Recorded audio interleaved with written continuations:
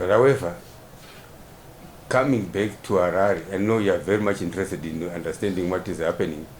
You are very much excited, some of you, on reporting on falsehoods, reporting on hot air, the issue of the land in Newlands, at the roundabout, at the Newlands bypass roundabout.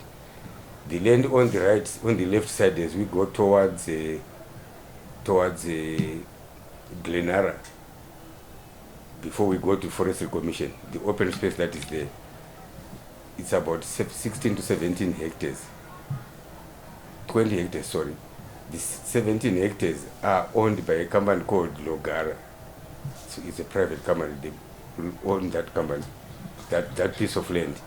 They then approached the city of Harare in far back in 2019 and said, we want to do a development of townhouses overlooking the small stream that is there between Forestry Commission and that piece of land. But there is 2 acres, 2.5 hectares before that. As you get out of the Dimlangagwa Road, the first land that you see on the left, 2.5 hectares, is owned by the city of Harare. So the company made a proposal to the city of Harare then that we will construct a road from the roundabout all the way to Borodale Road, which will assist in easing off pressure from Churchill Road. It becomes an alternative route if you want to travel, either from Borodale Road and from the bypass. Council in principle agreed, but they developed individuals in councils, because the matters are now going to be before the courts, or they are now sensitive. I will not mention their names. Individuals in council saw that as an opportunity to acquire the piece of land for themselves. 4 companies were created. One is owned by one person. I can share the names bilaterally, or I do not share them now here. The 4, they then even invited a friend and say, you can have the other stand. So there were 4 stands. They created some leases. But as you are aware, in terms of the Urban Councils Act, you don't just acquire council land without seeking audience with the neighborhood. The neighborhood resisted that. And we are told, we don't have facts now, we are told that negotiations were done between one of the neighbors who was very vocal, the neighborhood, and then the council then was allowed to do the development. That was well and good. What these officials wanted to do, they wanted to develop some car sales on that piece of land near the roundabout, which is not ideal for that area. We were then approached by the investor, Logara, as Minister of Local Government and Public Works, and said, we have been engaging the local authority on the development on this piece of land. We own 17 hectares ourselves, but we want the 2.5 hectares so that we've got a uniform development. We are going to construct another highway which links Dimlangagwa Road to Borodale Road. So we will not ask for payment from City of Harare. It will be compensation for the 2.5 hectares that we want them to surrender to us so that we have a uniform development, which I think, and I still think it's a very welcome development. This is the trajectory that the country is going. Let's have the modern infrastructure, and this is also in line with the development order. It took them a couple of years until last year in June. They requested a meeting with us. We met with them together with the city of Harare. We agreed, the mayor and his team were here. We agreed that can be done. That was in June. Then in sometime October, they then came back and said there's nothing that seemed to be working. What do? We called City of Harare and said, City of Harare, we want development. Who owns this piece of land so that we can negotiate with that person?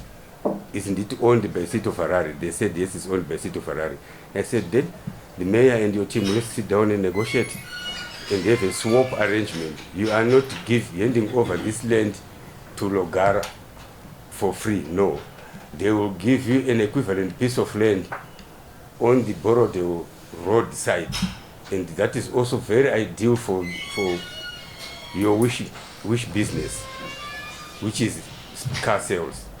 The mayor and his team agreed, but disappointingly, the mayor did not disclose the ownership of the companies that were being told that the council had created a lease with them.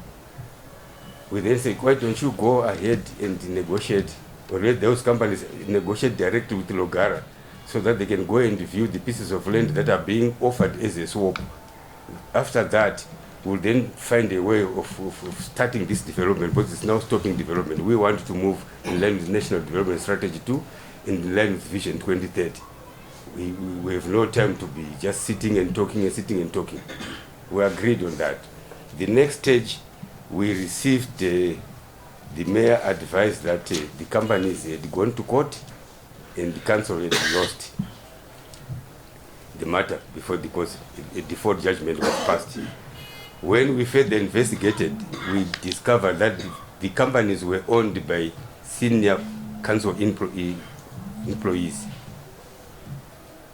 from the mayor, the deputy mayor, and then Mashayamombe. I can mention Mashayamombe because he's a land baron, and then another person. So the mayor sat here with his team and reported counsel to the courts, and did not disclose to the acting chamber secretary to go and defend the position of the council. And the default judgment was granted. Basically, the mayor was suing himself. The mayor and his team were suing themselves because they are the local authority, and they own these companies that is standard. We're now flashing and say they are the legitimate companies. They are not legitimate companies. When we discovered that and we called the mayor and his team here, I said, I reserve the right as the Minister of Local Government and Public Works to call upon Section 313 and 314 of the Urban Councils Act, which says Minister may reverse, suspend, rescind resolutions or decisions of councils where the minister is of the view that any resolution or decision or any action of a council is not in the interest of the inhabitants of the council and area concerned, or is not in the national or public interest. So we told them we want this development to proceed. They went back, met as full council, and passed a resolution that the swap arrangement must be adhered to. And this is where we were until one of them, I think they were not understand. I don't know what was happening within themselves. One of them went and reported the matter to Zaki, and we are well aware what happened to Zaki.